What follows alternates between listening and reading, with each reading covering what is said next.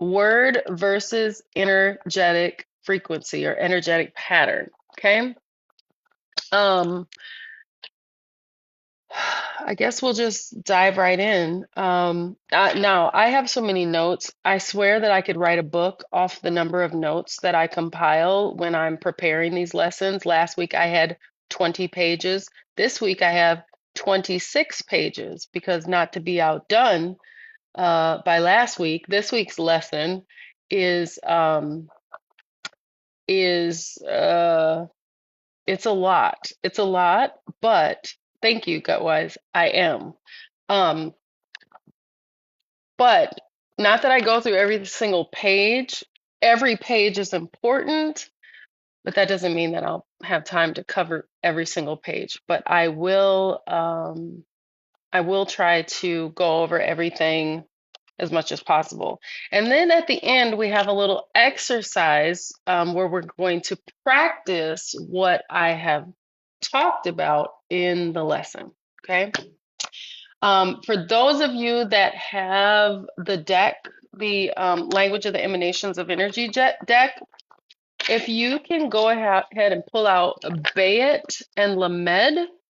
If you have two decks, pull out a double Bayet, two Bayets and a Lamed, because that's what we're going to use to go over the exercise. And I'm going to show you something really crazy here, which it's just fascinating to me how this text works. And then once you see it, you can't unsee it. And so I'm really excited about the exercise at the end. So, all right, let's dive in. So first, we're going to go over the meaning of word.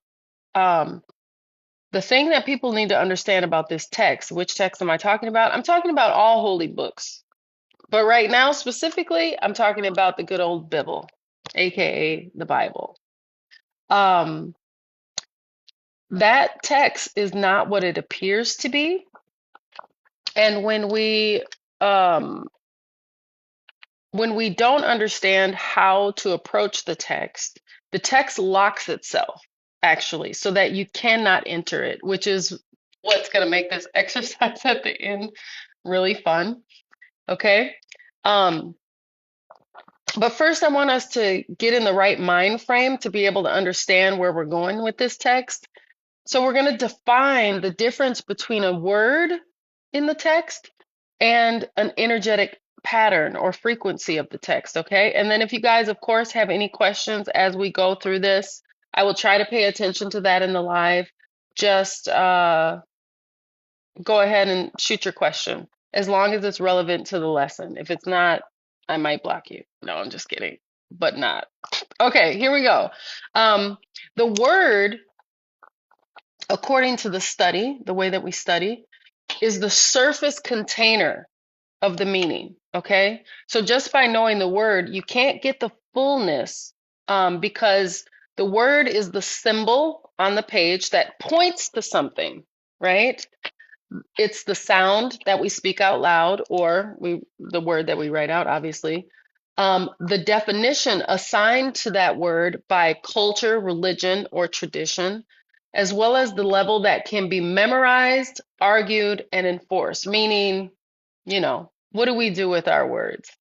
We have a religious belief, we have a political belief, and then we fight over those words when the words are not actually as important as they seem, especially as it relates to this text. And this is going to be for all words, but specifically, we're going to focus on the good old Bible today. So a word points to meaning, but it is not the meaning itself. When we read it only as a word, the text becomes static. Interpretation of the text becomes fixed. Authority replaces direct experience with the text, and belief replaces your own internal insight, which is going to be important as you learn how to develop yourself from the inside out. It's going to be important to gain your own insight and your own understanding. Something that's really important for you to understand about the language of the emanations of energy and why it relates to the text. First of all, The language is a code, it's a cipher hidden in the first 5 chapters of the book of Genesis, as well as a book called the Song of Songs, or you may have heard it called the Song of Solomon, which is completely wrong. But there is a code. That code, once deciphered, is used to decipher the rest of the text. So if you don't know that cipher, you do not understand that book except in word, meaning everything that I just read is what you're applying to the text. So you've made the text static, your interpretation is fixed, your own inner authority um, is, and your direct experience is replaced with the rules that you've been given about the text, the things that you've heard about the text, and then your um, belief replaces your own internal insight. Okay. Um, the word is what the mind grasps. Okay. Now, the difference between word and frequency is this: an energetic frequency is the living pattern that the word encodes or that it attempts to describe. It's encoded in the word, okay? Especially again in those first 5 chapters of Genesis. It's how the word behaves, not what it's labeled. It's the state of consciousness that it activates, okay? It's the internal movement it produces, and it's the pattern of relationship between forces. Energetic frequency is not learned intellectually, it is entered, felt, and reorganized, okay? Now, how many of you would read your Bible differently if you knew that about it, you know? I for sure do, as you can see from my channel. I read it completely differently than most people that I know. But that's because I enter the text, right? And I allow the text to enter me. And I'm going to show you at the end an exercise that will allow you to be able to do the same thing as well. When the book is read at the level of frequency, the text becomes dynamic, the meaning unfolds over time. Now, in many previous videos, I've stated that the language of the emanations of energy is alive. And this is what I mean. It unfolds over time. It continues to grow and develop and expand as you allow it to permeate your being and you interact with the text to create new meanings, right? The reader is changed by the encounter, and the revelation continues rather than concludes. In the language of the emanations of energy, the first letter is Aleph. Aleph is an unknown force. And it's funny, in science, I study a lot of science, a lot of biology, a lot of quantum physics. And there's a biologist, I can't recall his name right now, Stuart Thompson, maybe. Don't quote me on that because it's probably wrong. But anyway, I'm going over his work right now. He's about to release a book that debunks physics theory of everything, which is correct. Why? Because according to the first letter of the language, Aleph, there will always be an unknown factor, which means whatever we learn, whatever we think we know, we don't ground ourselves in that and say, this is it. Jesus Christ is Lord, and that's it, right? No.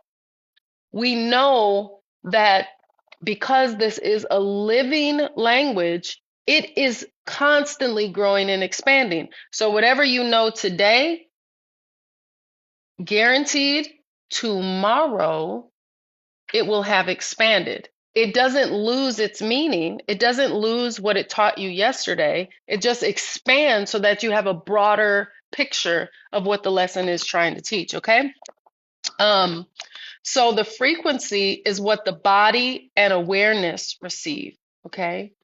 And the essential difference is this: the word tells you about something, frequency lets you experience what the text is talking about, all right? The word belongs to language, the frequency belongs to consciousness. The word is read from the outside, the frequency is entered inside. Sound familiar? The kingdom is in you, okay? The Bible was not written to operate, or it was written to operate on both levels. The word level serves underdeveloped and survival based consciousness, primal. In the language, we call that person a beast. That's not a slight, okay? We're all beasts. We start off as beasts. Everything, right? In nature starts off as beasts. But what beast refers to is that the things that are important to us are compressed. And in a nutshell, those things are food, sex, and family. Outside of that, we don't really have a lot of cares. According to the language, that's what we call beast. But there are levels beyond beast. And frequency allows one to motate past the level of beast, to grow beyond it, okay? So what this means, in essence, is the same stories that can oppress us can also liberate us. The same word can control us or it can awaken us. And the same text can feel dead or alive. And I know when you start deconstructing the text and deconstructing organized religion, one of the things that people want to do is distance themselves from any of the holy books, okay? My advice is don't throw the baby out with the bathwater, because hopefully after today, you will see that there is a whole nother way to be able to engage that text um, that is not dogmatic, that is not static in the way that it presents itself to you, and that allows you to better understand not only yourself, but the world around you, the environment, why the world is the way it is, and better, what you specifically can do to change it.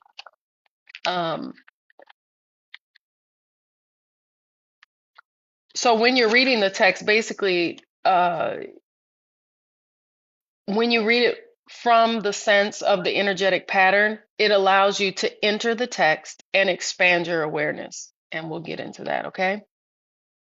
So the word is what the text says, and energetic pattern is what the text does in you, okay? And in the world around you, believe it or not. To unlock the deeper meaning of the biblical text, you must approach the word the same way that you approach the stories. You do not stand outside them and analyze, you enter them, or better, you allow them to enter you. Just as the Tower of Babel cannot be understood by reading about bricks and towers, the words themselves cannot be understood by the definitions of those words alone. They are energetic structures, okay? Now we'll take a look at the surface level of the word, of the text rather, versus the living depth of those words. Every word in the text exists on multiple planes, in multiple dimensions, infinitely, I would say, okay? You have what we call the surface level, you have the energetic level, you have the revelatory level. And in each dimension, remember earlier I said beast, people that are concerned with food, sex, and family, they're a lower level, more compressed consciousness. Not lower level, that's not a good way to say it. Because they're in the language, there are no statuses, okay? So that's why you like to use the terms compressed or expanded, okay? And on the level of beast that I mentioned earlier, that is what we would call the surface level. That is where you believe the story of the Tower of Babel is about a tower and some people, and the sky daddy gets mad and comes down and destroys the people and confuses them, right? Because he doesn't want them to grow up and develop, is what it sounds like, right? Most people stop at level one. Religion institutionalizes level one. So does our educational systems. So does our government systems. But the text was never meant to end there. Okay, so let's look at the word Elohim as an example. If read only as God, as meaning the word, it simply means God, it keeps you trapped in that sky daddy mind frame.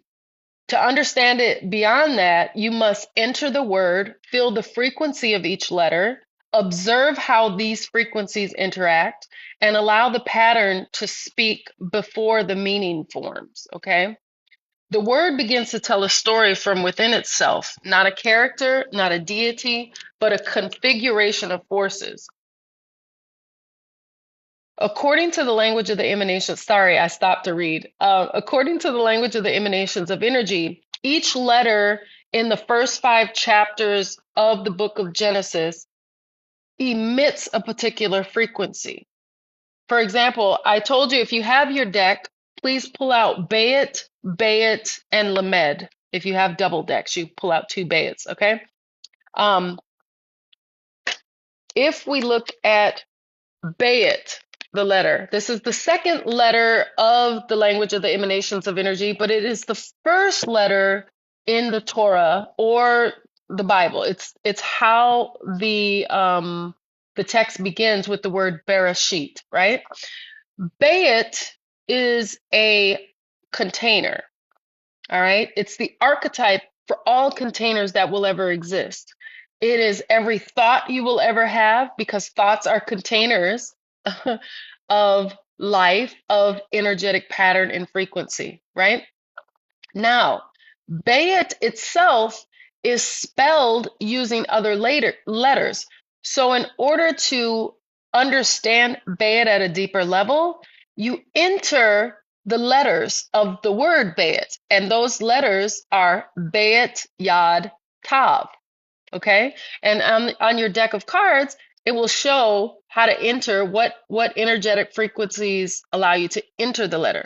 So Bayit is a container which contains what? It contains Bayit, the containing force, Yad, in existence. Yad means in existence or to exist, and Tav. Tav is going to be the key to the exercise we'll do at the end. Tav is a game of projection and reflection that you play with your environment.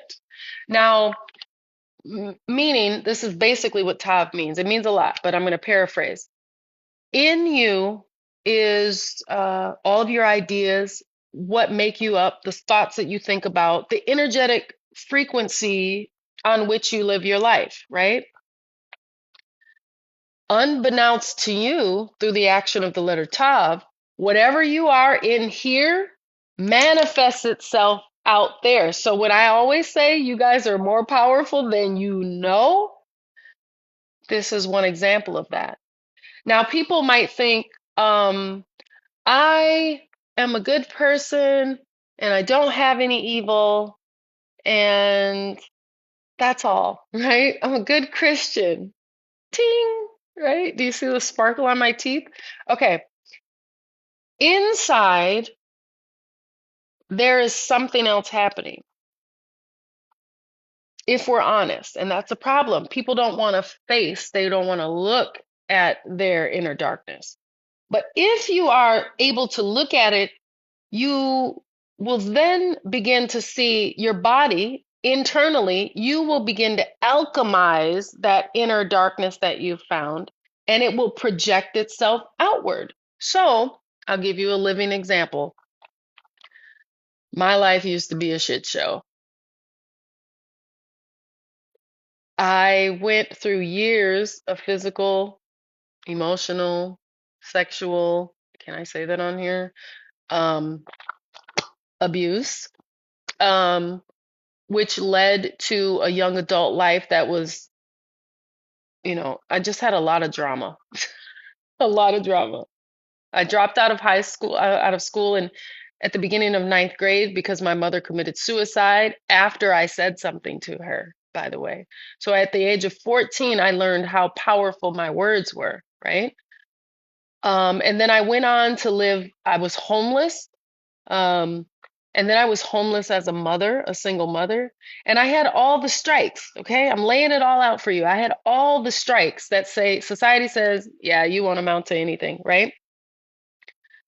But when I changed me, this is my first time, even though I came from a family of religion and pastors and all of that, At 27 years old, I read a book it was required reading by my then boss, Bernie Howroyd, who owned a company called Apple One.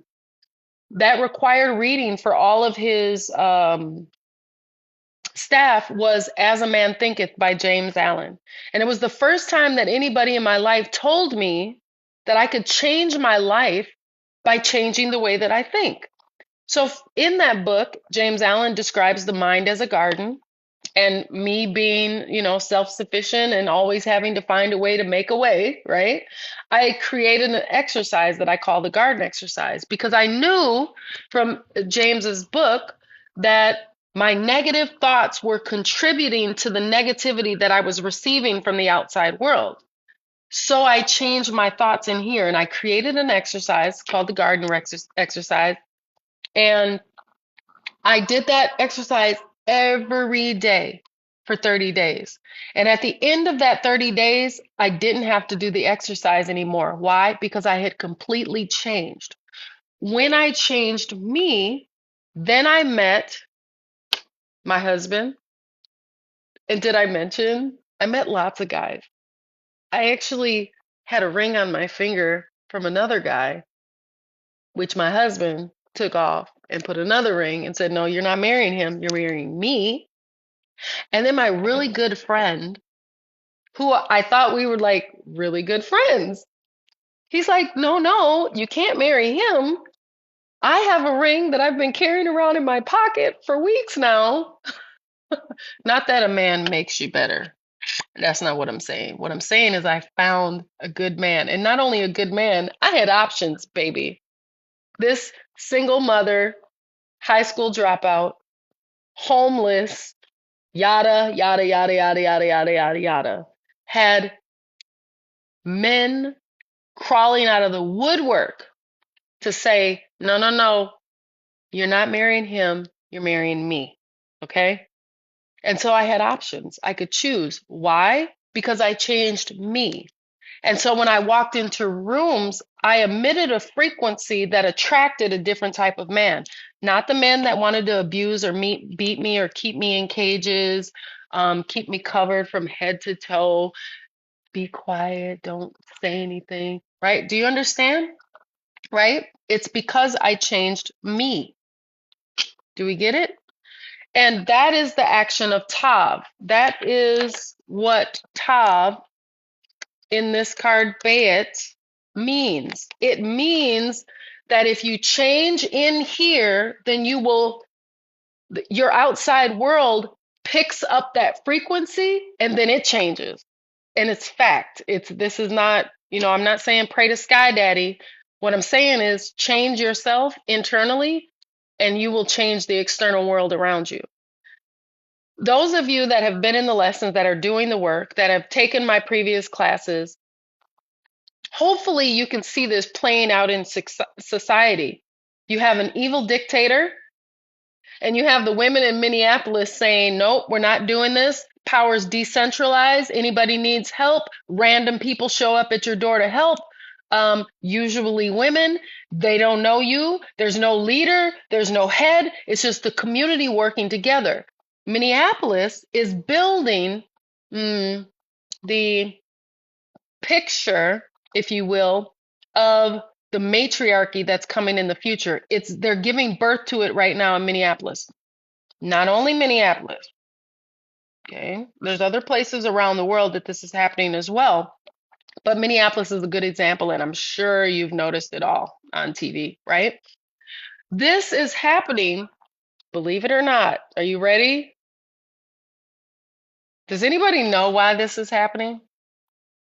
Why is matriarchy rising to take her rightful place? Does anybody know?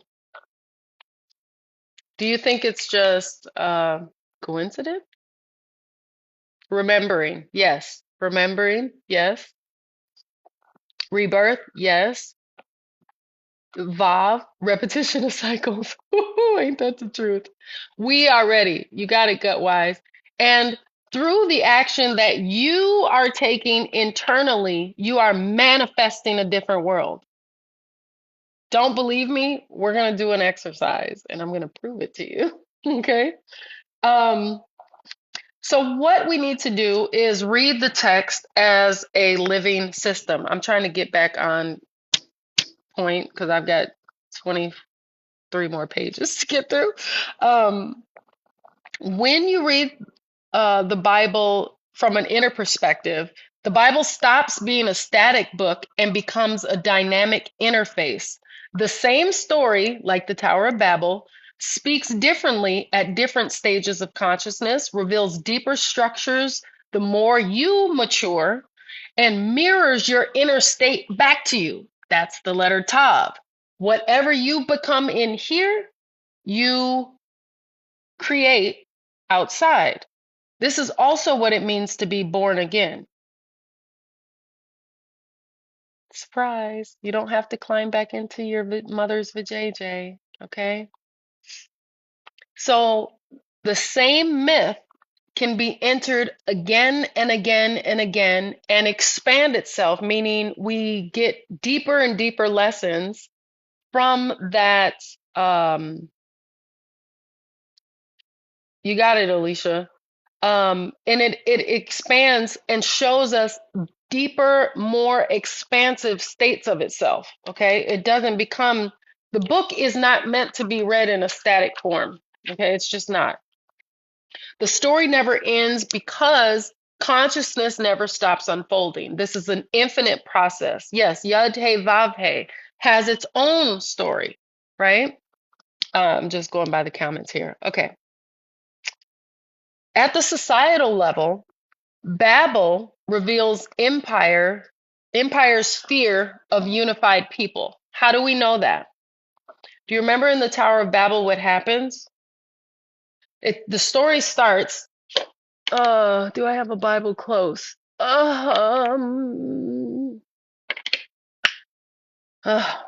It's way up there on the top shelf. Okay, I will pull up my good old Bible. You know, it would be great if I could get somebody to read this for me.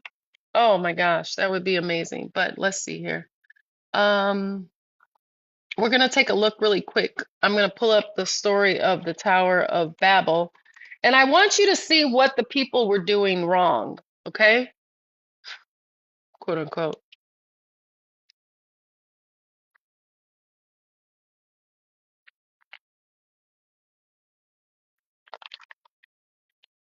All right. The text starts in Genesis 11:1. Chris is good in it. You can do it? Perfect. Okay. Can you send me an invite, please? I'll try to send you one, but you know I'm an old lady, so. Oh, I did it. I did it. I ain't that freaking old. Hey, good day to you. Good day to you. Hey, What are we? Chris. Genesis. Can you pull up Genesis chapter 11, verse 1? Just let me know when you got it.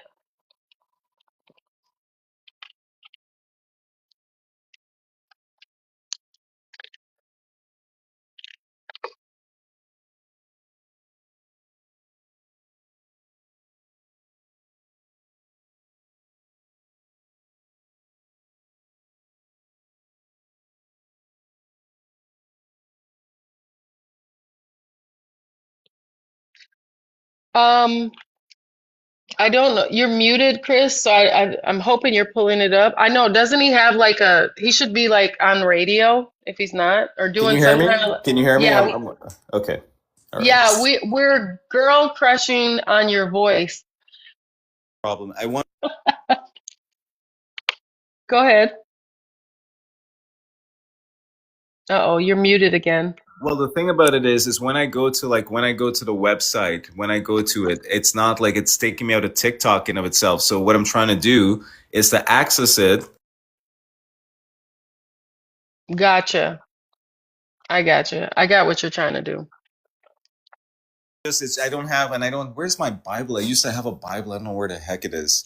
But yeah. So if I'm reading it, like I'm coming off of It, TikTok to then have the website be up, but then you can. I don't think when I go to the website that you can hear me.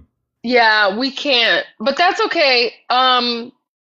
Because I do have it pulled up, it would just be easier if I didn't have to pull it up myself because I'm using my laptop over here to pull it up and so but thank you for Yeah, volunteering. no worries. Now we'll make that work the next time. I got to get a Bible anyways, not only for this studies, it's something that I think we should actually have just since we're studying it of itself. But I used to have one, I can't find it. But Yeah. thank you for Yeah. showing up every Sunday and doing this. Sorry, guys, I didn't mean to let you down. You'll have to hear my voice another time. All No right, worries. all Thank right, take you. care. All right, bye bye. Okay. I'm gonna just go ahead and read it, guys. So this is the problem. We're gonna look at the problem. And the whole earth was of one language and one speech. That was the problem. That was the problem. So at the societal level, Babel reveals empire sphere of unified people. But on an inner level, we're going to enter the text now. Babel reveals something more intimate, which is there is a sky daddy inside of you, believe it or not. It is the part that doesn't want your conscience and your consciousness to become one, to become unified. In the book of Thomas, oh, I think it's chapter 11, might be saying 12. I'm not sure. But in the book of Thomas, it says, um, make the two one, that you should make the two one. And a lot of the stories in the text are talking about that same thing. If you enter the text, you can see, right? The problem is, society teaches us, religion teaches us just to look at the static story itself. But if we look at the Tower of Babel from multiple perspectives, there's so many different ways to look at it, all of which are true, right? The text is saying that external authority prefers division over coherence. That's why it says, and the whole earth was of one language and one speech. That's so odd. Isn't that odd that the Sky Daddy wouldn't want the people to be of one language and one speech? It also means that the external world prefers safety over expansion because to expand, you have to enter Aleph. What is Aleph? Unknown territory. You have to enter the unknown factors. And the external myth tells you to guard familiarity over truth. So, what are you comfortable with? What did your parents say? What did your pastor say? What do your friends say? Stay in the level of comfort here with the rest of us beasts. Don't grow, don't evolve, right? But when those two inner voices begin to align, um, something intervenes. Fear appears, doubt fragments language, momentum scatters. This is inner Babel, right? And if there is an inner Babel, remember through the action of Tav, it's going to play a game of rejection, projection, and reflection. So, what is your environment going to create for you?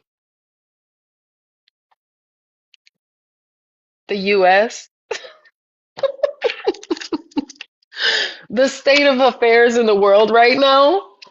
And you guys do realize that the word Babel does mean confusion, right?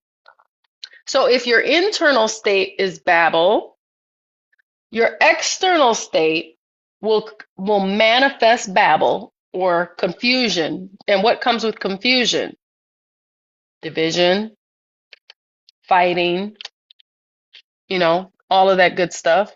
The tower must fall to be rebuilt. Yes. Where does it fall? Where does it have to fall?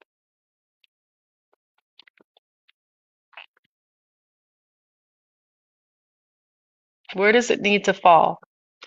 And does it need to fall? Within, yes. And then what happens when it falls? Do you build a new tower? In Eden, I like that. Yes, because Eden is the most dangerous place. Do you remember that from the previous lesson? It is where the transformation of the human germ is set to take place. And Eden, for example, that's another word that we can use. Eden is not a garden and it's not a beautiful place. It's the most dangerous place in the galaxy where the germ of humanity is placed to develop inside of a Babel, inside of confusion, which we'll dive into later, right? There's so much to say here. I want to jump ahead. Static belief therefore becomes the death of revelation. This is why becoming certain you already understand this text is so dangerous, because as soon as you believe that you know this is it, you've baited, you've created a shell around yourself, a dalit, a restriction, right? Which doesn't allow you to grow further because you believe it, you already know it all. Jesus came and God raised him from the dead, and that's how you get saved, right? And then you think you know it all. But if you look out into the world, you see millions of Christians acting nothing like what they believe that text says. Why, you ask? Because of Tav. Their inner world is a hot ass mess. And they are projecting that outward, which creates a world that is also a hot ass mess. Okay? The moment you say, I know what this means, you stop entering it and you freeze it in a living pattern of belief. And when that happens, revelation about the text ceases, not because the text is finished, but because you have closed yourself to becoming. And what happens? Whatever you are in here, you manifest out there, right? This is what it means to cut off your own hands and feet. You lose your ability to move within the text, work with it, walk further into it. But the difference between a static belief in a revelation and the living word, we've heard that text before if we come from a Christian background. The living word is a living language, not metaphorically, energetically. It responds to attention, curiosity, next page, humility, and willingness to change. Now, there is a book called the Zohar. My Zohar is over there. It's 22 volumes that goes over each letter, and it looks literally, if I could show you, it looks like it has its own private shelf, okay?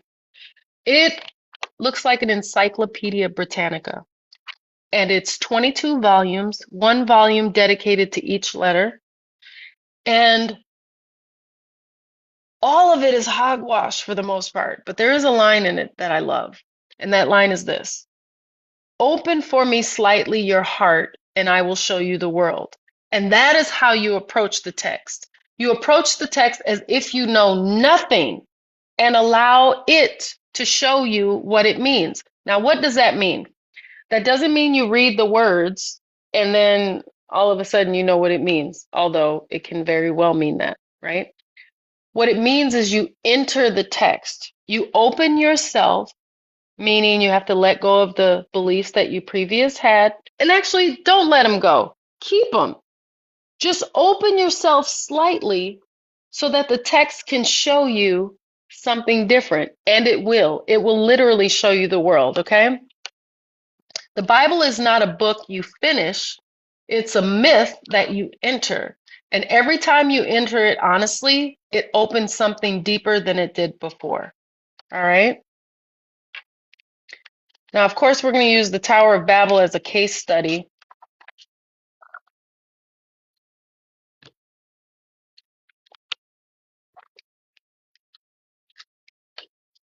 Yeah, let's start here. Okay. In order for us to understand from a deeper perspective what the myths in the Bible are saying, we have to stop asking what happened and start asking what state of consciousness is being described. The Bible is not a record of events.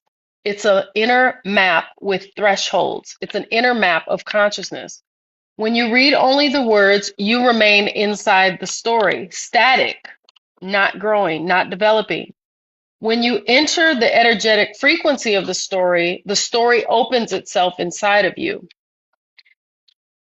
When you enter that frequency or you enter the text, it allows you to feel the state of consciousness the story is describing, configure your awareness, your power, your fear, all of the things that you have associated to the story or you have associated with the story, it reconfigures them so that you can see, because the Babel can be both confusion or it can be a state of containment until one is ready to give birth to themselves on the inside, right? So you always hear me say, you must be able to assimilate paradoxes, right? The Sky Daddy doesn't want them to build a tower. They built a tower and they were one and it made him mad. Why? Because Sky Daddy says in the text, why he's mad. Let me tell you why he's mad. Let me open it back up.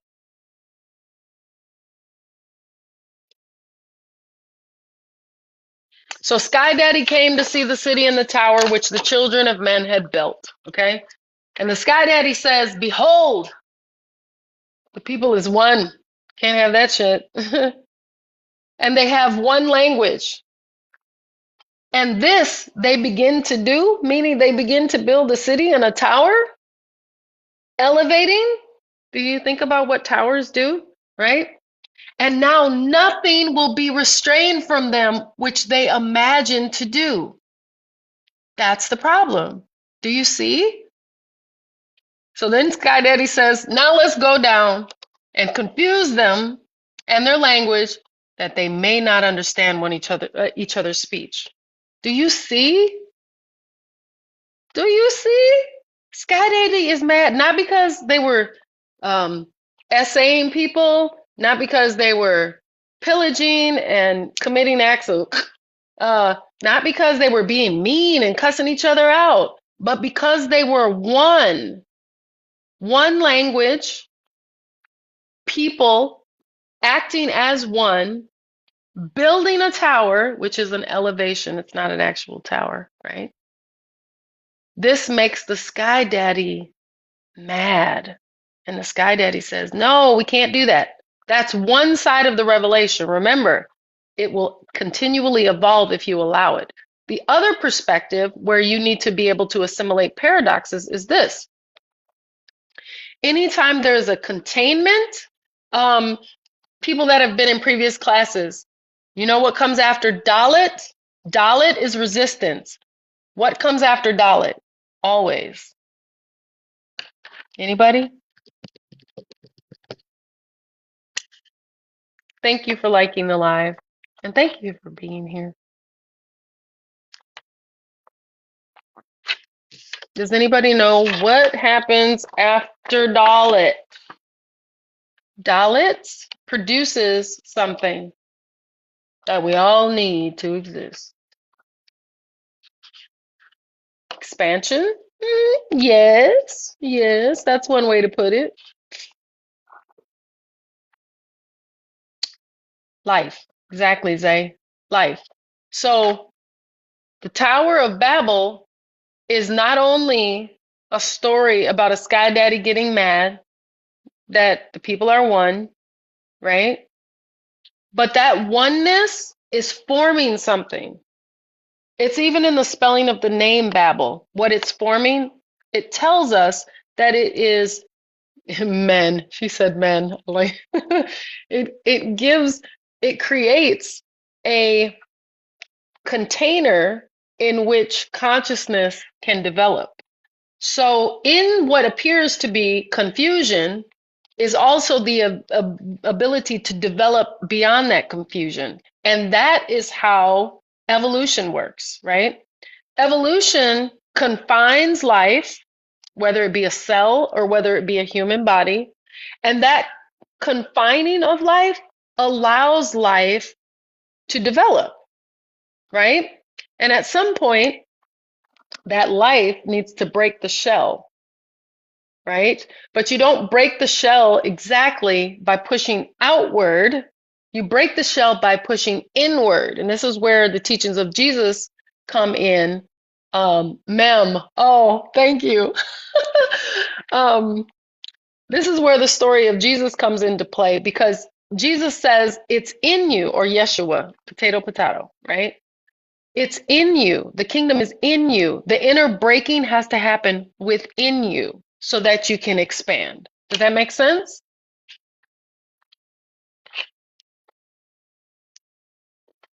So when we read the story literally, it means unity is dangerous, knowledge is dangerous, ascension is rebellion, and authority must remain above humanity. I bet you they didn't tell you that in church. This is reading the text from the consciousness of Abel or Havel, which is vanity, the ego that must be managed. Okay? Now let's enter the frequency of Babel, the word Babel. The text tells us something crucial.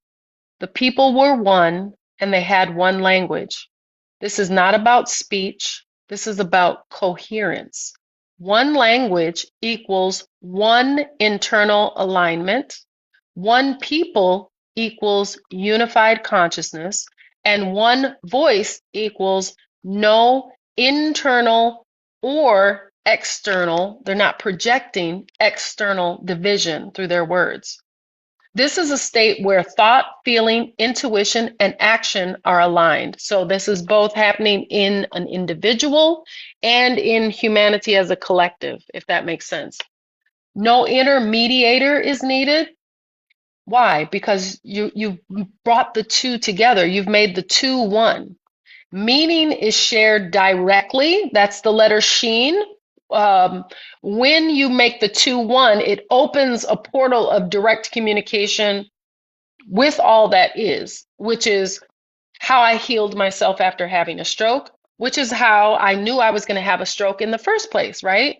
Because I can read my cells. I can hear my cells in my body. I can hear the cells in your body. Why? Because I've made the two one internally. And when you do that, the entirety of creation begins to speak to you in a language that is heard on the inside. Does it make sense? This is a pre-collapse state of consciousness. The tower is not a building. Oh, skipping a page.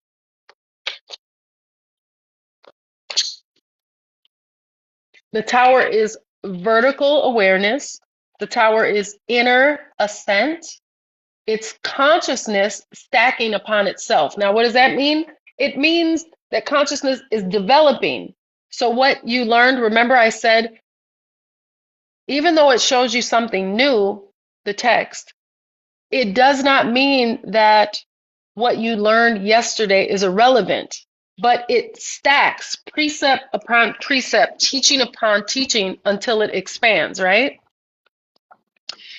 Humans, it also means humans remembering how to access higher states of awareness directly. That's Sheen, because Sheen opens a portal, like I said, to direct communication. You don't need a middleman anymore. You don't need a sky daddy. You don't need a pastor. You don't need a teacher. You don't need any of that. Why? Because you have inner access to everything. Everything. In modern language, humans are learning how to manifest reality without intermediaries or a middleman. That is what the text calls reaching heaven. It's also what the text calls being born again. Yes, it's a direct connect, right? Now, why does the sky daddy intervene? The text says Nothing that they propose to do will be withheld from them. Why? Because they're one. That's what the text says. They're one. And because they are one language and one heart and one speech, because they are one, nothing that they think of in their minds will be withheld from them. This line exposes everything. The problem is not arrogance. The problem is self-sovereignty. Sounds familiar? Empire. Sky Daddy, empire, external authority, centralized power cannot survive when humans are unified internally, share meaning without mediation, see beyond imposed narratives, and recognize their creative capacity. That's what you see happening in Minnesota right now. All of this defines matriarchal living, by the way. There's not a central leader or power or authority that's running things. Is Magnum Opus in the building? She sent me a really good video, which I reposted on my page, but it's showing how the people of Minneapolis are reacting to ICE internally. Yes, they are in the streets fighting. Yes, they are in the streets, pushing back against ICE, but they've also organized themselves into community. So if somebody snatches up your pawpaw, you have within 15, 20 minutes, you have 3 or 4 people from your community there helping to help you get through that tough time. That's what being of one mind and one heart looks like. You don't have to say anything but hooty hoo, right? You send the bat signal out and your community comes to rescue you. Can we get their loved one back? Not yet, but we're working on it. Yes, one band, one sound, right?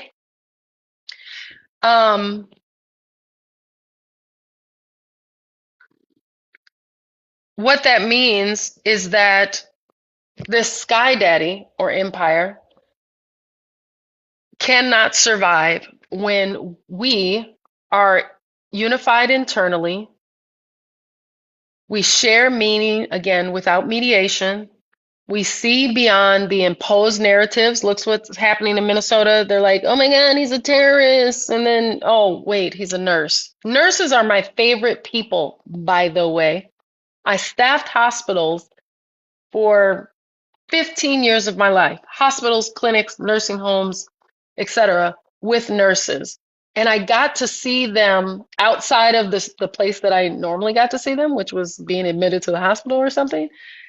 And they are some of the most giving people, giving so much that they themselves become sick because they haven't balanced. That's it for another story. They haven't balanced the external work they do with the internal parts of themselves.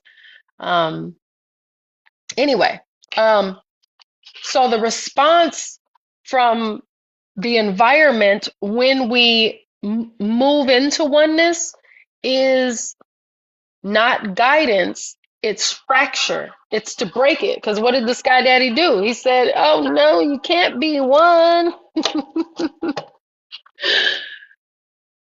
Oh, frozen ones are doing the best way. Yeah.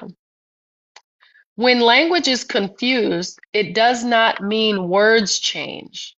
It means meanings fracture. This is the birth of misinterpretation, tribalism, ideological division, competing realities, internal dissonance. So not only collectively are we experiencing external incoherence, but we're also, many of us are feeling that internally as well, right? Because whatever you are in here, you project, it manifests itself out there, and then it projects itself back to you, and then you see, it's this game of projection and reflection, right? This is the same energetic pattern that can be found in Eden. Because remember what the Sky Daddy says after Adam eats from the tree of the knowledge of good and evil, it says, now he has become like one of us. to know good and evil, right?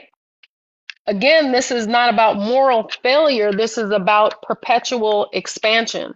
So you have the one force, which would be a bayit or a dalit, a restriction. The actually bayit creates dalit. Bayit, which is a container, creates a restriction, and that restriction can be looked at two ways. You can look at it an infinite number of ways, but it can be looked at two ways, right? It can be the shell, which is protecting the developing consciousness, the developing life, or it can be the resistance that is keeping the developing life from expanding beyond the borders of that containment, if that makes sense, okay? So knowing good and evil in the story of Eden means seeing duality, recognizing systems, perceiving power structures, understanding consequence, and becoming self-aware within the game. Now, why is that important?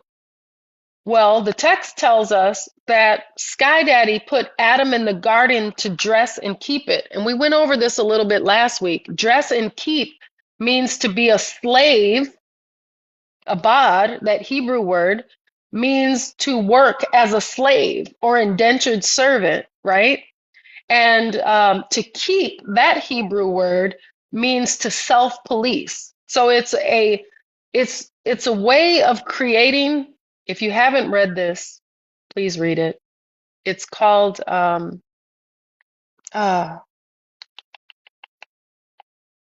to Make a Slave, right? And in this writing, the teacher says that if you do these particular steps, or the writer, not the teacher, but the writer says, if you do these particular steps, slaves will teach their children to be good slaves, and they'll teach their good children to be slaves, and they'll teach their children to be slaves, etc. Do you see? So it creates a containment so consciousness is not able to expand. Does that make sense?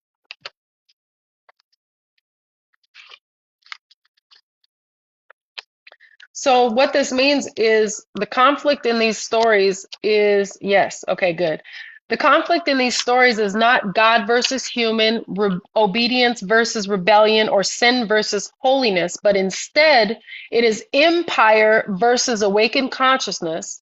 Empire requires fragmentation, intermediaries. You know, you got to go talk to the Pope, you got to talk to the pastor, you got to talk to the teacher, you got to talk to the president, and a fear of knowledge and distrust in inner knowing, right? Awakened consciousness collapses all four of those. Now, why do these stories still matter today? We are living inside the Babel moment yet again. This moment has multiple realities, shattered meaning, competing truths, language that's been weaponized against us, and beneath it all is a fear of unified consciousness, a fear of people seeing through the veil that empire creates, right?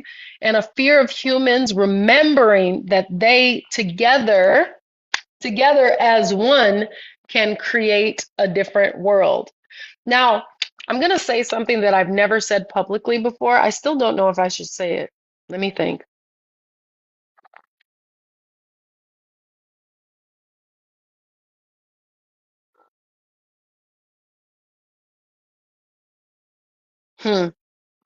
Should I say it publicly? What do you guys think?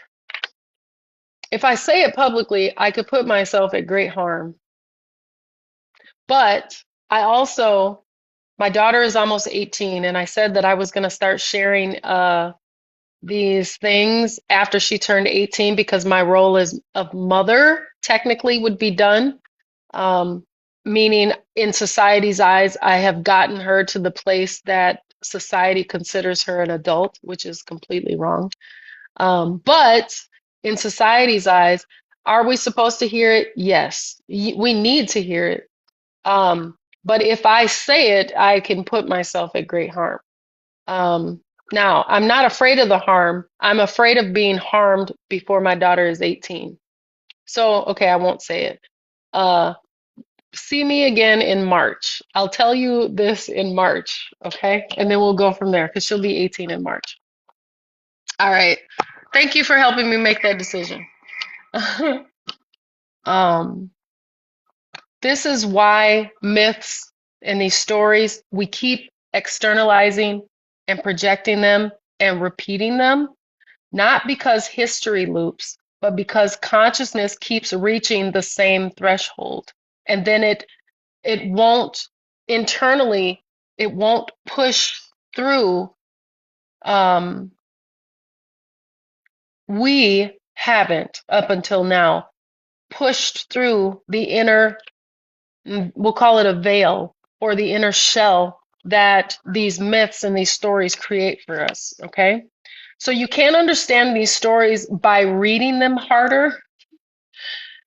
You understand them by becoming the state that they describe. So what does that mean? Um, become Sky Daddy. Become Sky Daddy right now. Everybody who's watching this, I want you to become Sky Daddy, and I want you to see the people. I want you to see the people that you are Sky Daddying over becoming one, right? And those people are ascending. Those people are developing. And anything that they put their mind to, they're able to create it instantaneously around the world. Okay? Become the frequency of Sky Daddy. Yes. Yes. Lord yourself over your people. Right? Now,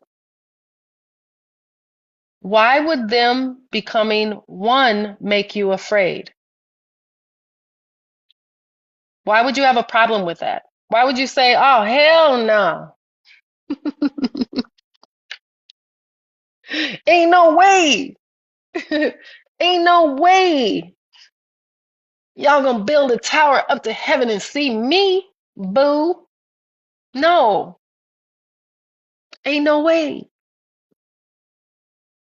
Talking to my angels, man, look. Angel Raphael and Michael, look, we got to go down here and we got to make these people really dumb because hell no.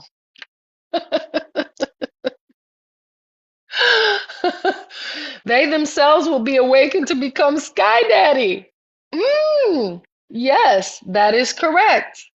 This is why the Sky Daddy would be mad. Now, let's enter the people. Let's enter the people in the text, right?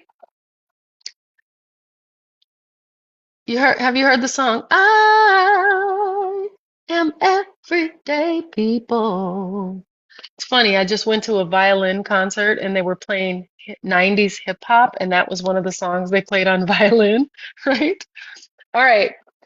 So now we're the people. We're the people, and we have one heart and one mind. And we are saying, look, girl, hey, guy, what we're going to do is ascend. We're going to build whatever the hell we want. Why? Because we can, because we're unified, because we're whole, because we're one, right? What does that feel like? What do you create then? Ooh, that's a tough question. What do you create then?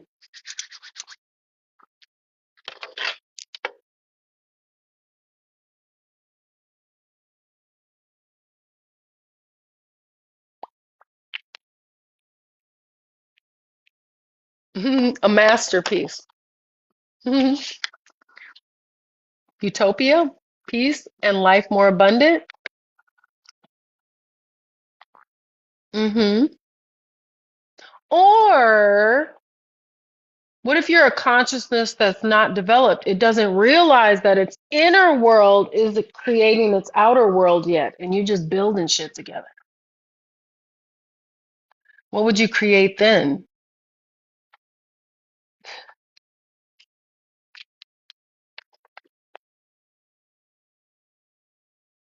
Scared of the unknown. Yes.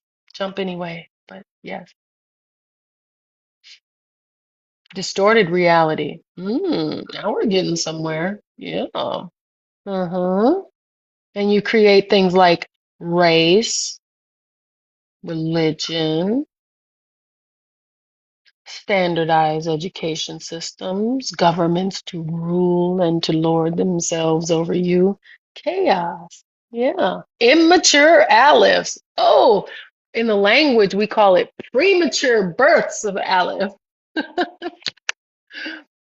Do you see? Do you see? So the story can be viewed from an infinite number of possible possibilities. On the one hand, you have a sky daddy who's afraid of people being one, right? On another side, you have consciousness restricting itself so that it doesn't build chaos. Does that make sense? And it's in the word Babel. There's a double bayit.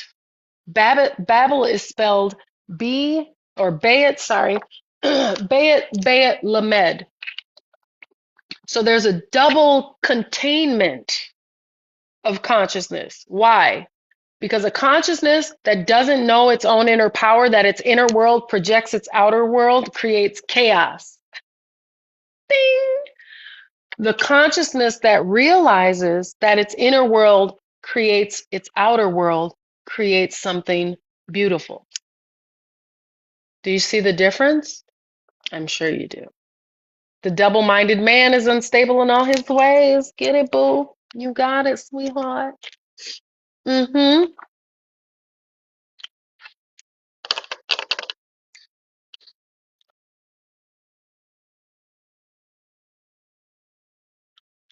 You can't understand these stories by reading them harder, as I said earlier. You understand them by becoming the states that they describe, which is why I said become Sky Daddy. Imagine, feel yourself as Sky Daddy, right? And feel yourself as the people, right? When the story activates recognition instead of belief, you've entered the frequency of the story. And now it tells you a different story. It opens itself so that you aren't compressed in these myths that you're willing to go die on a hill in belief of, if that makes sense.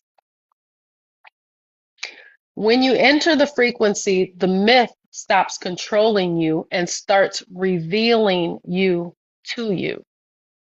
This is exactly the move that makes the teaching land in the body, not just the mind. What we're naming here is the internalization of empire. Does that make sense?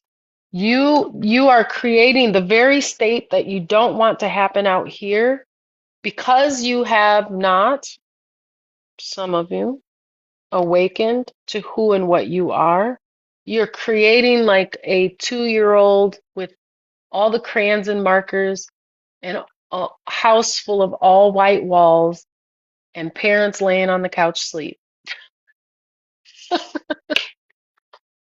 I saw this really cute video yesterday of a little kid who was like facing the wall, like on timeout, and the dog was over there next to him on timeout too. And the parents like, "Why is the dog next to you on timeout?" And he's like, the little boy's like, "Because he helped me write on the walls." And the walls, there's like color all over the walls. And he says the dog helped him pick out the colors for the wall. So the dog was on timeout with him, right? Yes, you create your reality perfectly through whether you realize it or not. Exactly. The dog was a willing participant. Yes. And that's how we are when we don't understand our own inner power. We are scribbling chaos on the walls of life. Now, that same chaos, now enter that. See, you have to remember it doesn't stop there. You have to enter it again because that same writing on the wall, when your parent is 80 years old, is the most beautiful thing that they remember about you. And it brings a smile to their face. right? In the moment, it seemed like destruction and chaos. What have you done, right? Time out. 50 years, 60 years, 70 years, 80 years from that time, it's a beautiful, cute little thing you did. Do you see? And you can even enter that. And entering that becomes the lesson that you use to raise your children, which may say, give them a little space on the wall to color. Maybe not, don't restrict them so much because one day they're going to create something that you're going to look back at 80 years old and laugh. Do you see? And you can keep entering and keep entering and keep entering. And the Bible is the same way. The stories of the Bible are the same way. They shouldn't remain static. Just as in the myth, the resistance does not appear at the beginning of the text. It appears when the structure starts working, momentum builds, the vision feels real, and success becomes possible. Now, what I mean by this is in the story of the Tower of Babel, it doesn't start with a restriction.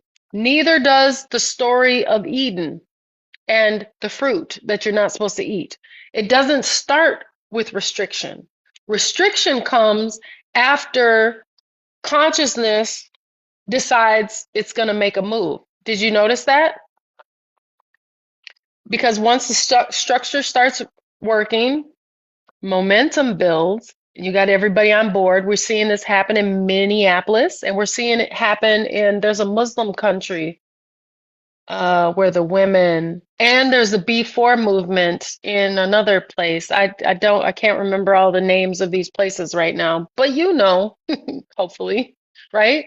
We see that people are coming together. So they're in the beginning portions of that. And then what does Empire do? What does Sky Daddy do? Right? Sky Daddy says, nope. Sky Daddy says, nope. And see, your inner world, Marley, reflects your outer world. When the student is ready, the teacher will appear. Flip that. When the teacher is ready, the students will appear. Right? This is where the inner voice emerges. Who do you think you are to build a tower? Who do you think you are, Marley, to want to know a deeper revelation of the meaning of the Tower of Babel? Who the heck are you? You'll fail. You'll lose everything if you try to find out what that meaning is. Right? Does anybody ever have that happen? The inner voice, your inner Sky Daddy that says people will judge you? This isn't safe. Stay where you are. Just believe the story of the Tower of the Babel the way they taught you in church. Don't build towers, right? Don't expand. Don't become one. Don't put your mind to things that you want to see manifest themselves in the world. No, don't do that. Stay small, stay low, stay beneath the Sky Daddy's ever loving thumb. Do we see? Now let's look at, well, we kind of went over that. The inner explanation of these stories, because we've talked about empire, we've talked about government and all the external forces, but let's look at how the Tower of Babel plays itself out a little more on the inside, okay? On inner fragmentation. When fear takes over, something subtle happens. Your language fractures, right? One part of you says, no, Alex Preddy was a good man fighting a good fight, right? And another says, he's an insurrectionist, right? Then another one says, well, if I do what Alex did, then I could be next, right? And then another voice may say, yeah, you see how that worked out for Alex. You see that? You see how standing up to tyranny worked out for Renee and Liam and his dad? Do you see? Do you see the inner that voice is Sky Daddy. That voice is Sky Daddy. The inner world is no longer one language. This is why you have to make the two one. Your energy scatters or separates. Your momentum collapses. The tower doesn't fall because the dream is wrong. It falls because coherence is lost. Do you see? In business, fear of success threatens identity. Fear of failure threatens survival. Unity of vision collapses under doubt. In relationships, intimacy threatens old defense mechanisms.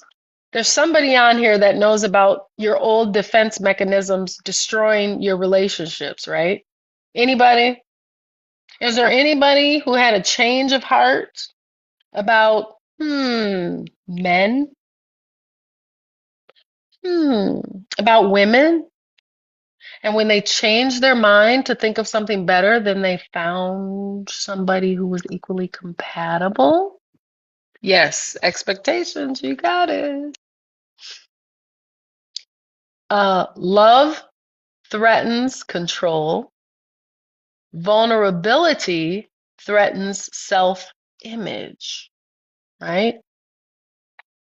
Which means power in your purpose, rather, in the purpose for your life. Power threatens conditioning, and clarity threatens inherited roles. Inherited roles like mother, father, wife. What does it mean to be a wife? I was just telling my husband this last night. Because I understand the language, I understand how unbounded I am, and I tell him I choose to be in contract with you. I choose to be submitted under the role of wife. I choose that every day I choose it because in truth, I am a free being. I can do whatever the hell I want, and no one can stop that. I choose to be in relationship with people, right? And by making that choice, it creates an environment that is conducive to all of the benefits of that contract. As long as he listens to what I have to say. No, kidding. I listen to him too. Okay, don't get me wrong. It's a little joke. Okay, a little Kabbalistic joke. All right.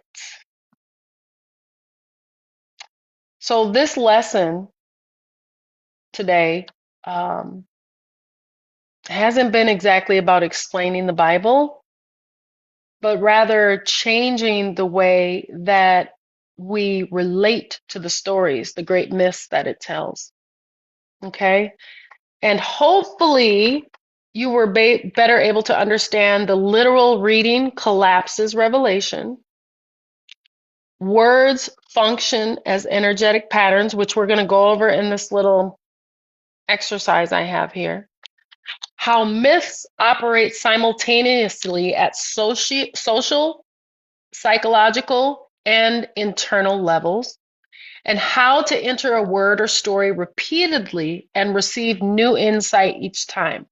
Does anybody sense that they may be able to go back to that story or any of the stories in that book and find something different than you knew previously based on what we've shared here today? Those darn expectations. Yes, absolutely, for sure. Good deal. Then my job is done. Goodbye. No, I'm just kidding.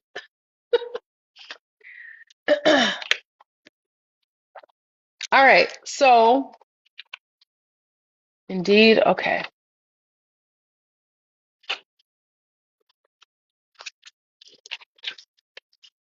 I didn't even have to go over all 26 pages of my notes.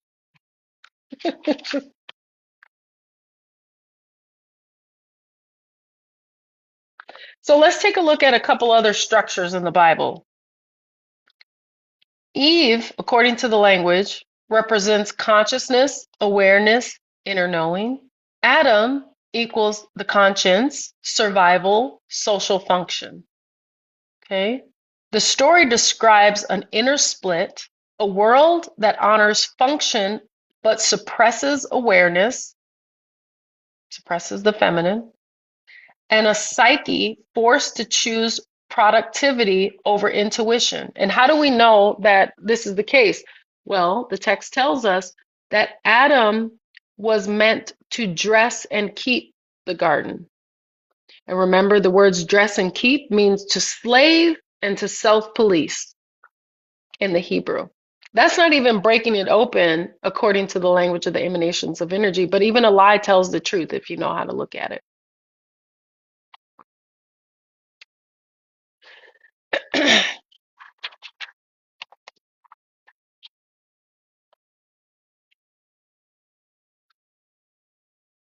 So let's look at the serpent. We're just going to take a look at some of the characters again and see what we can glean by entering the serpent.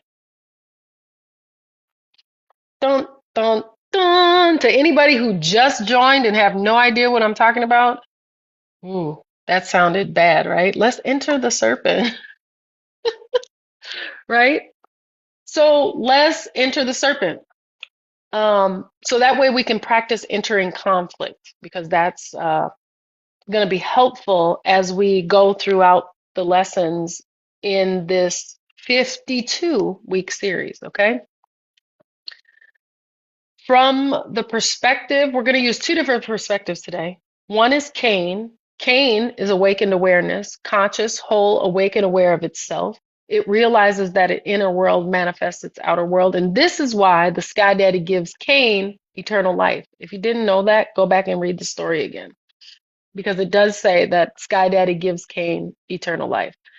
And then we're also going to look at the stories from the perspective of Abel, which is the part of the story that remains static and doesn't grow and develop, right? So from the perspective of Abel, the serpent is perceived as dangerous because wisdom is dangerous.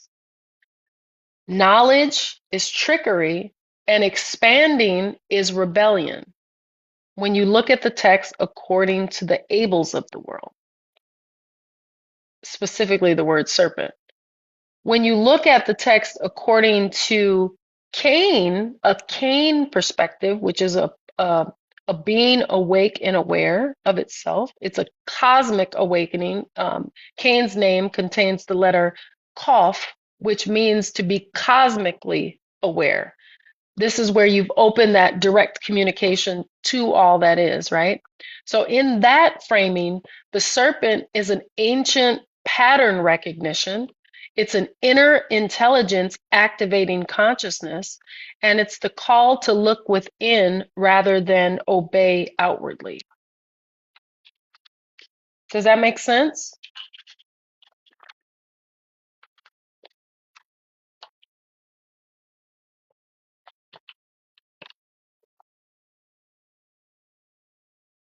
So when we look at the text, like say, for example, Babel, from the perspective of Abel, it makes you or makes one fear unity. Oh, we can't come together. We already tried that. No, it won't work. Why? Because people have different opinions, right? That that looking at the text from the perspective of Abel creates a fear of unity. Eden equals knowing feared, right? You can't know the things. You can't know these higher states. You can't know what the 1% knows. You can't know what empire actually does, right? You have to be afraid of that. And then Elohim, the word Elohim, is a misrepresentation of power. It's a misunderstood power.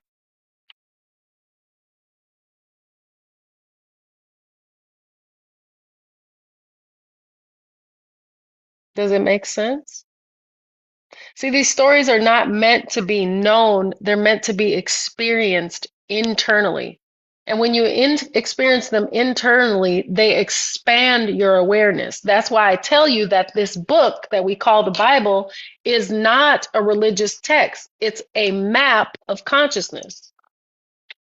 And in that map, it's showing you all the different levels of yourself, every part of yourself, all of the deep recesses that you don't want anybody to know about you. It's revealing them, it's bringing them to the surface, the good and the bad, so that you can make the two one. Does that make sense? It's a navigation system. Yeah, I like that. It's GPS. I love that. The Bible is a GPS,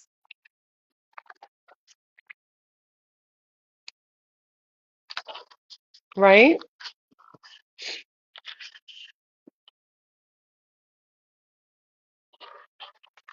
So I think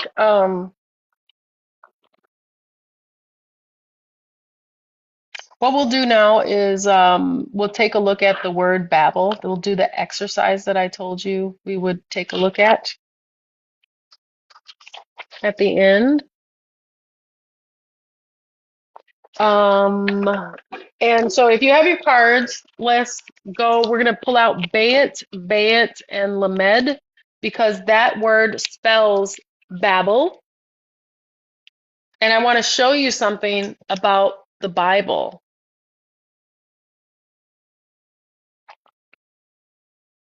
When I realized this,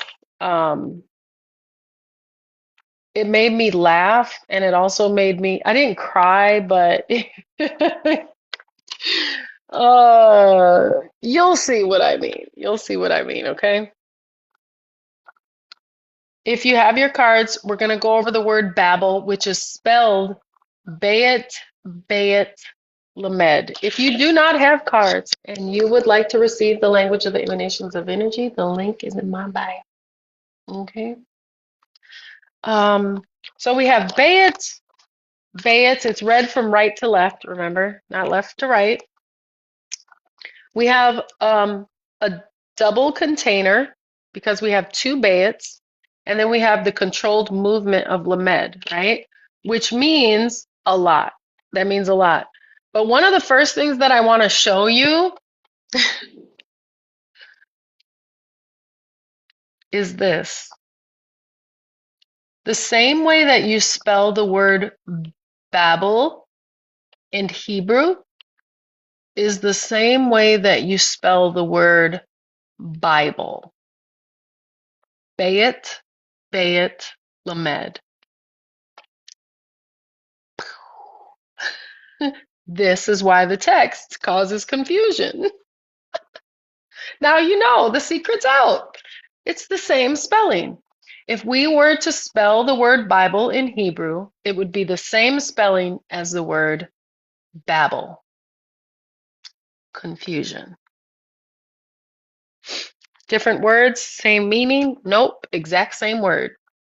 Exact same word. Bayit, Bayit, Lamed. Exact same word. And exact same meaning, I would say, because that book has caused a lot of confusion, a lot of death, a lot of, right?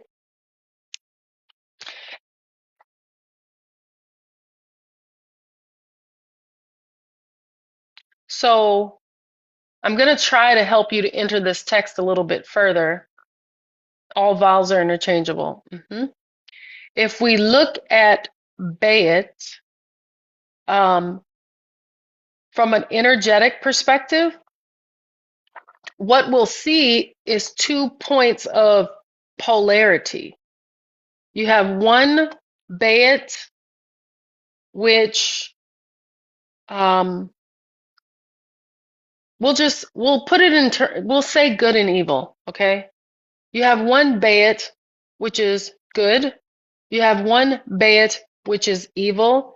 And that polarity between the two of them creates the third letter of that word, which is Lamed, right? Lamed is a controlled movement, right? Which means Oh, how do I say this? The two polarities both exist because of each other, and they can't be canceled out because of each other. Um, oh, this is so hard to do on a live, I'm telling you.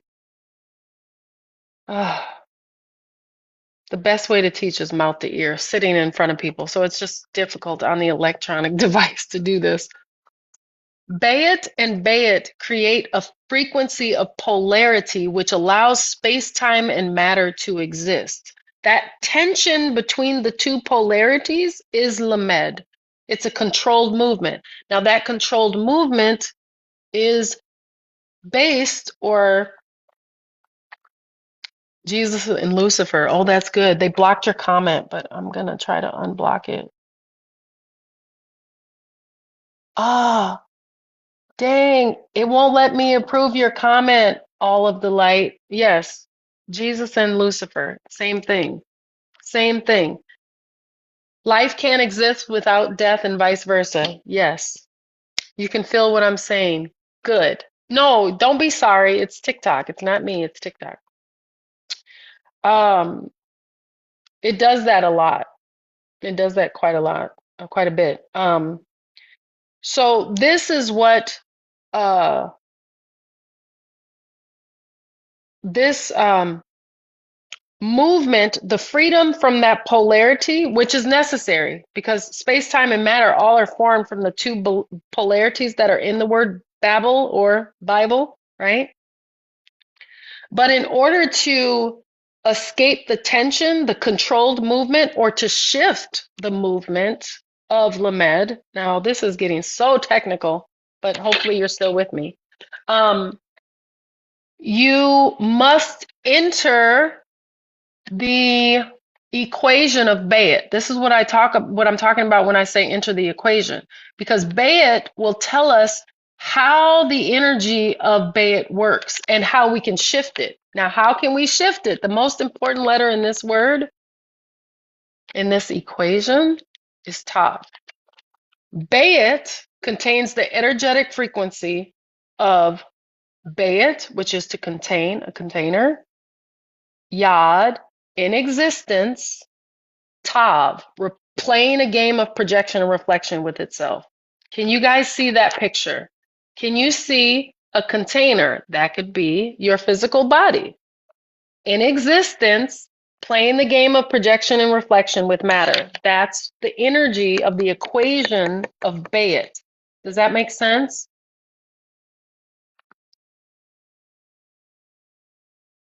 I know this is a lot for somebody who hasn't taken the actual class on the language. It's a lot, but hopefully you can understand. Okay, perfect. All right. So we've entered Bayet because we now know what it is. Now, here's another way that you can look at Bayet. A thought is a Bayet as well. A thought is a container of consciousness in existence. It comes into existence in your mind. And that thought then plays a game of projection and reflection with other thoughts. Have you heard the term great minds think alike, for example? This is why. This is through the action of Bayet, right? So if you have two Bayets creating a polarity, right? How do you change the frequency which that polarity emits? If you open the equation of Bayet, what does the equation Bayet tell us we have to do in order to change the frequency that that polarity is emitting? Hopefully that makes sense. Reflecting through duality of atonement, one mind. Projecting and reflecting. Projecting and reflecting. Tav is the answer to that equation. Does that make sense? Tav says, exactly, whoever you are in here, you will manifest out there. So if you want to change the polarity, between those two, you want to change the frequency between those two polarities, you must change it in you, and then it will project differently. Does that make sense?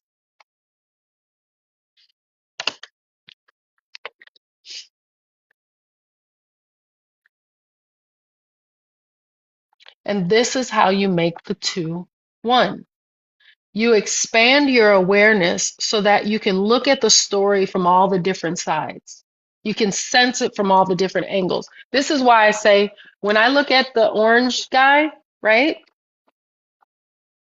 I don't see a tyrant. Same with um the guy who had the little weird mustache and used to do the little hand gesture in Germany all those many years ago. I don't look at him the way that most people do.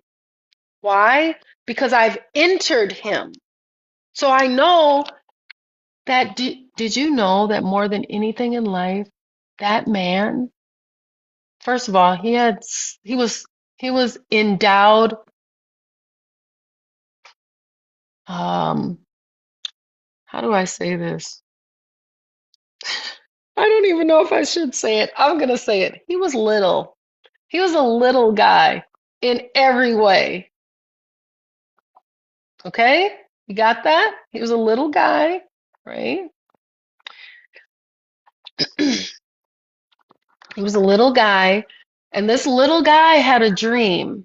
And do you know what his dream was? Does anybody know what his dream was? Does anybody know what his dream was?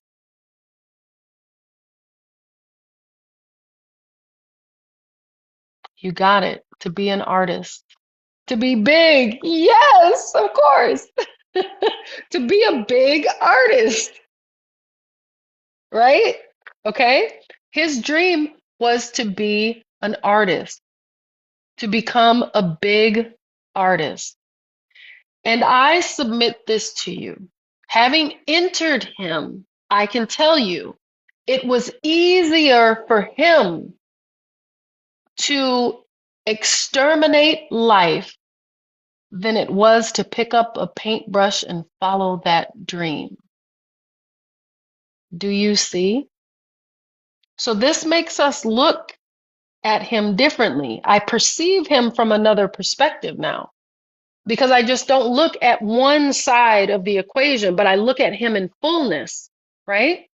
And what that does is it opens a sense of compassion, not idiot compassion, okay? Not to be confused with idiot compassion, which is a compulsion to have compassion for people because somebody says you should. That's idiot compassion. True compassion comes from an internal state of understanding. And when you enter that very little person, you see, dang, they just wanted to paint. And they were too afraid to chase their dream because, dreams are hard.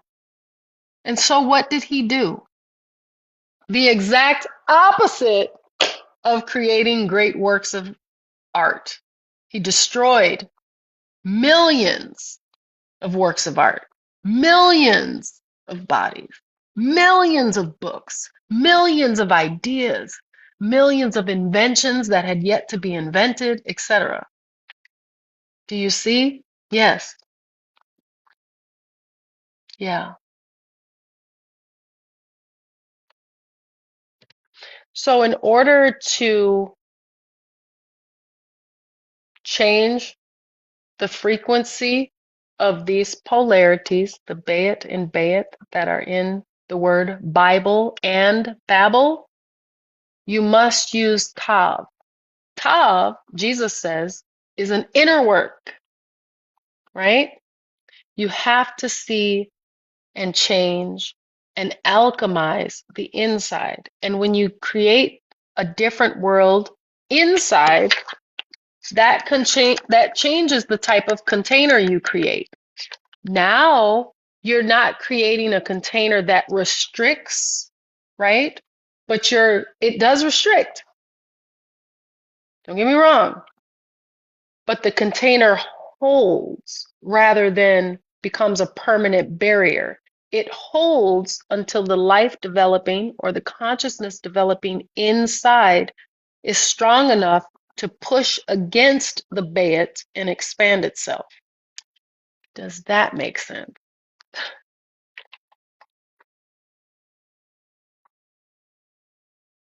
Yeah, that's true. What you said about the inner child. Yes, good. So Tav becomes the key. This is why it's important to understand the equations of these letters, because in each letter it tells you how to shift the equation, except for a few letters. There are a few letters that don't, they only mean themselves, like Vav. Vav only contains Vav, Vav, which means um, it's only a repetition of cycles and that which fertilizes. It will never be anything except that. Hey means life. Life be lifing, and life will only be life. It's not made up of anything else. It just is life, if that makes sense. So there are a couple letters in the language which only contain themselves. They have equations, but those equations are only made up of themselves, not different frequencies or letters. So my goal today was to show you a little bit about how to enter the text, rather than reading these stories as a static event that happened some time ago, but rather to approach the book from the perspective of it being an inner revelation that must happen, right? And when you do that, it doesn't stop teaching you. It doesn't stop evolving and growing. And you can flip it one way and then you can flip it the other way and you can flip it upside down. And from each perspective, and there are an infinite number of those, from each perspective, it will teach you a deeper, more expansive story about itself. Because the book is a map of consciousness. I cannot say it enough. It's a map of your consciousness and how to develop it, how to move through the language, through the letters, through these energetic frequencies that are played out in these stories, so that we don't stay stuck in confusion or babble or Bible. I cannot say that enough. How funny it is that the same word, the Holy Bible is a holy confusion. That's just so ironic, right? Like, hmm, it's a spell. It's a spell. And until you enter the text and enter the words, you don't see I mean, well, maybe you do see the confusion, but you don't typically understand why the confusion is there, number one, nor how to escape it. God spell, right? Sky Daddy put a spell on you. Ooh, gospel. Okay, girl. Yes, I love that. All right, so that concludes our lesson for today, word versus energetic equation. Now I'd like to bring any of you up who are interested in coming up and talking about the lesson, asking questions, etc. If you have questions, you can put those in the chat now. And I'd be happy to answer those or go over them with you. Please send me an invite if you would like to join. We aren't meant to forever be in a state of learning. We are meant to know truth, limitless experience. Yes. Mm. Well, I can't say that we aren't meant to continually learn. I know that I am. So I don't know. Thank you, Alicia. What's the lesson for next week?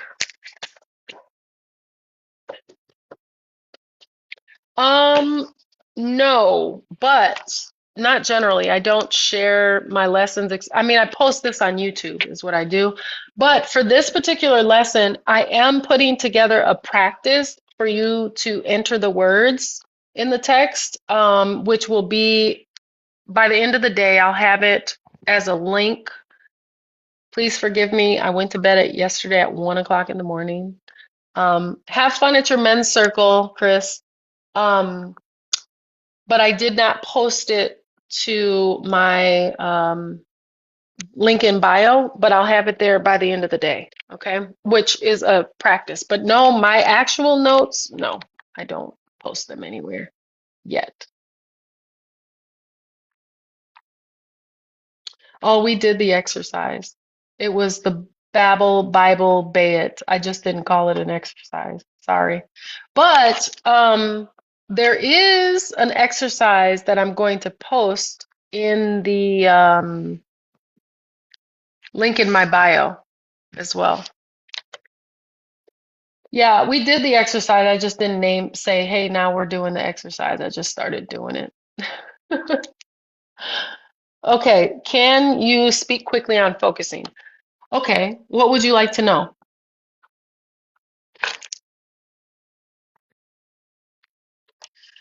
Is it the garden exercise? No.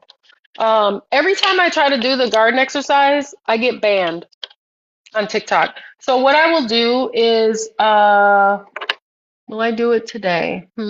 Usually after these interactions, I have to defrag because I can feel all of your energy. And so I have to dissociate myself from you. And that takes a couple of hours. So usually after the lessons, I just do that inner work. But at some point today or tomorrow, I will create a video of the garden exercise and I'll post it to my YouTube channel because every time I post it on TikTok, I get banned. Thank you, Chris. Have an amazing day as well.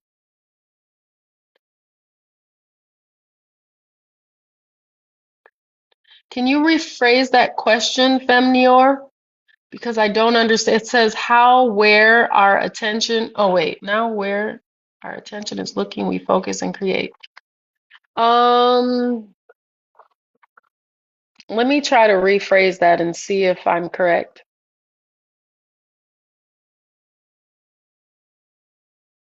So you want me to explain how focused attention is a weapon used against the masses?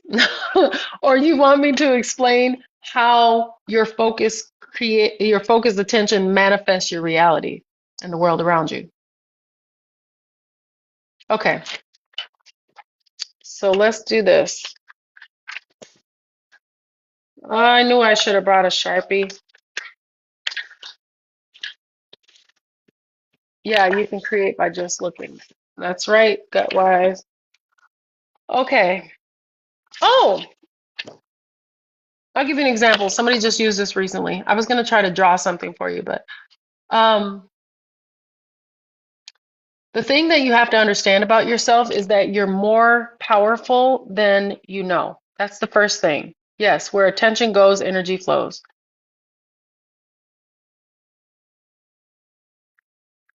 This is one reason I don't watch the news, okay?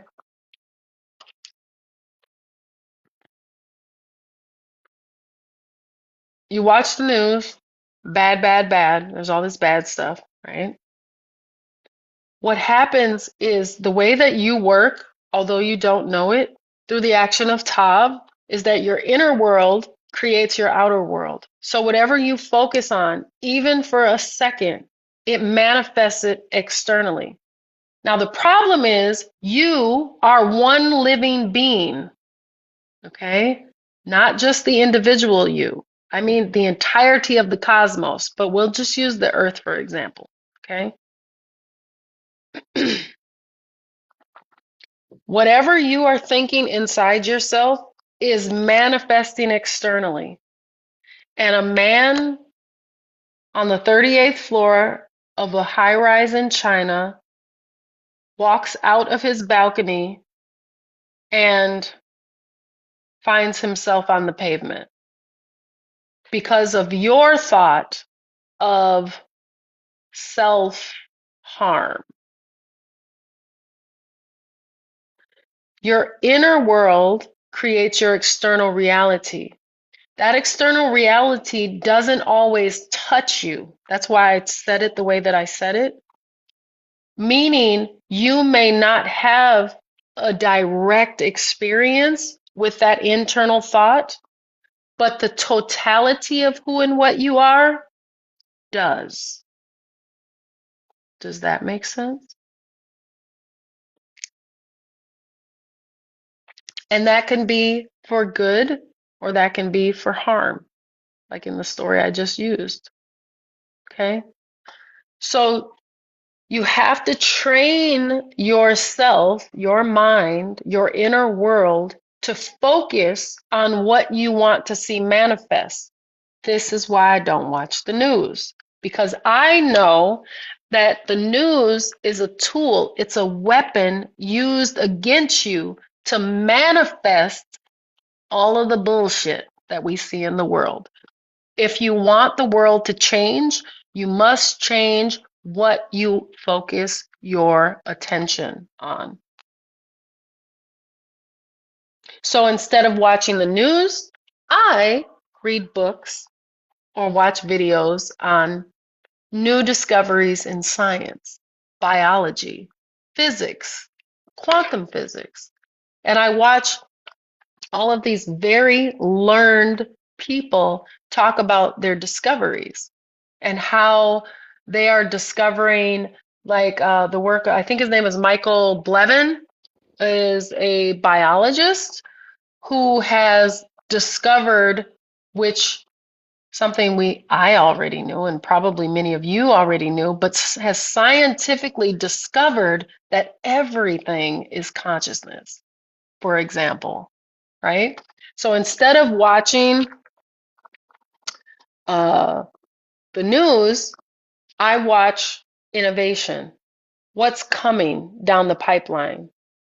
What, there's ways that Michael is working in his particular field along with other doctors and, or not doctors, but biologists and physicists. They are creating ways, listen to this.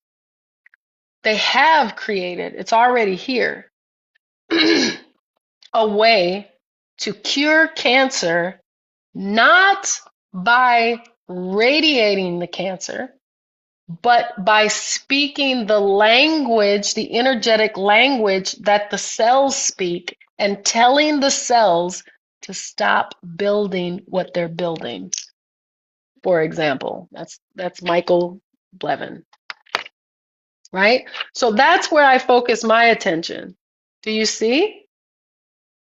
You can focus on degradation and you will continue to build that, or you can focus on innovation and life. Do you see? So wherever you focus your attention, even if for a moment, you have manifested. This is why the TV shows, I don't participate. My husband does, but my husband's job is different than mine. My job is to teach the language. In order to do that, I have to practice what I'm teaching. He, on the other hand, his job is to protect me, period, to ground me, period. Right? So we have different jobs, different roles. He goes about his job differently than I. I don't say, oh my God, you're such a loser, because I understand his job is different. Does that make sense? As for me and myself, my house, that's my refrigerator speaking. See, my husband is also into gadgets, so we have talking refrigerators and crazy stuff like that. But does it make sense? So my job is to teach the language. His job is to create an environment for me so that I can do that.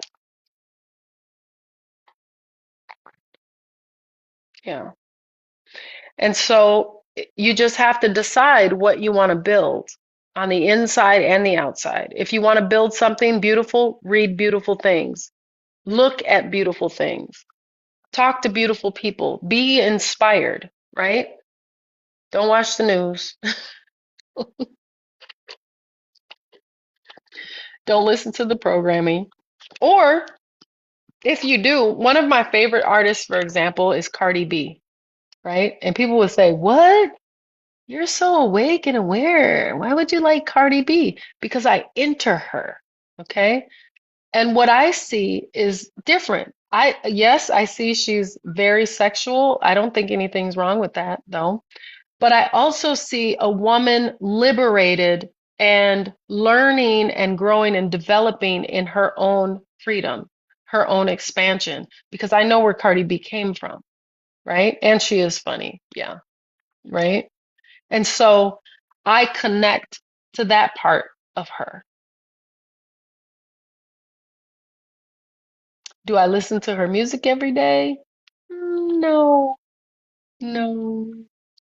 Because you are what you eat. You have to remember that. You are what you eat, mentally, physically, spiritually. Yep, I'm going to her concert when she comes here. I'm gonna be so Cardi out. I'm taking my whole family. I'm making my whole family go, by the way. My son and my husband and my daughter, they don't like Cardi B because she's so vulgar. But I'm making them go.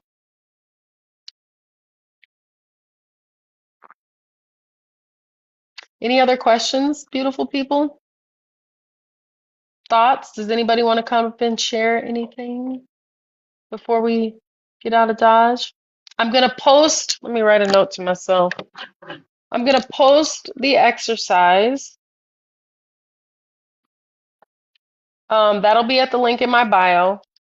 And I'm going to post the garden exercise as well to my YouTube. But I will put a link to that YouTube video at the link in my bio as well. And I would say the post for the exercise will be there by the end of the day. The YouTube video, I have to actually make it. So that may be later today or early tomorrow. All right, beautiful people. Well, if no one has questions or wants to come up, I'm gonna go ahead. I can't give you guys the topic for next week's lesson. Let me see if I can pull it up because I left. Oh, I can't pull it up. Darn. I can't pull it up because it's on my phone and I'm using my phone to do TikTok. But I do have it printed out. I just don't have it here with me. So I'll describe. I'll create a video over next week's lesson. You're welcome, Chris. What was your question? If our attention creates, can we uncreate? Well, here's the thing. Once a vav, according to the language, once a vav happens, it continues to vav. However, you can fertilize differently because the letter Vav means a repetition of cycles or that which fertilizes. So if you want to change something that you've already created, you have to fertilize it differently. And this is the meaning of Yom Kippur. If you don't know what that means, yeah, I'm not going to get into that. Not right now. But you can create something different. You bring your internal state and what you're paying attention to into coherence with whatever this new thought is that you'd like to see manifest. And then that is where you focus your attention. I can't say uncreate, but I can say you can create something different.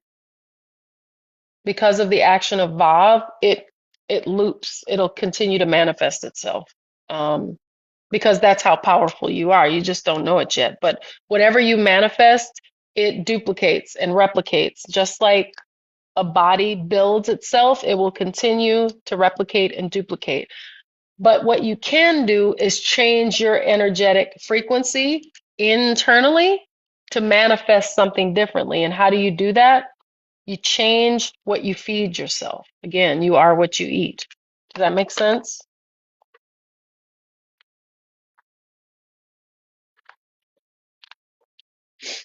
Yeah. You can create something new. Hmm. And then that will do the same thing. It will evolve and it will continue and it will, manifest itself.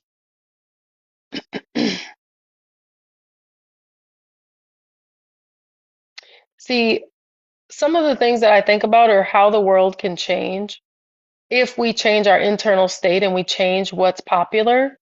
See, right now, um, in the West at least, having lots of money, having nice cars, having big houses, having all the things, electronic gadgets, all the stuff. That's what's important.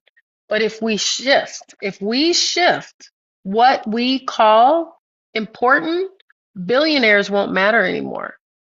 The 1% won't matter anymore because they will be forced to change what they chase after because that gets into a lot. But the masculine chases externally and the feminine builds internally, right? So if we change the desire of the feminine, then the masculine will change in suit. But because the feminine doesn't change, the masculine won't. But that's a lot. That would be the bread of life. What would be? It sounds right, but what are you talking about? Oh, wait, I have like 4 people who have sent invites. Here we go.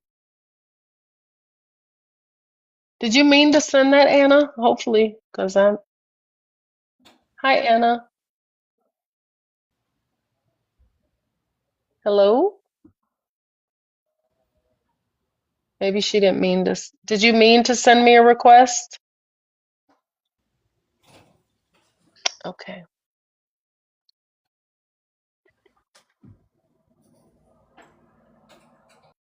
I just learned how to take somebody off. Oh, I'm learning. This old lady is learning TikTok, y'all.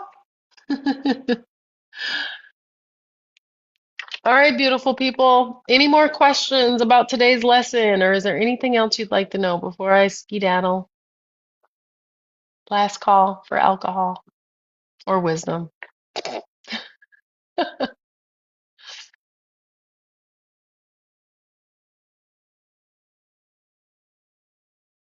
You're welcome. Thank you all for joining me too. I couldn't do this, of course, without you.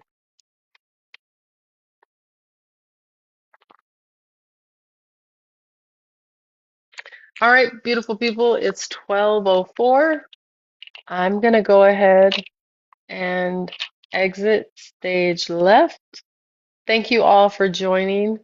Thank you all for listening. Thank you for the questions that you've given. And hopefully, I've given you something to now consider as you go throughout this week. I will see you next Sunday, 10 a.m. Central Time. And can I tell y'all, this 10 a.m. is for the birds, okay? I don't do this. I'm doing it for you. I'm making a sacrifice for you, okay? So you're welcome. Okay, beautiful people. I'll see you very soon.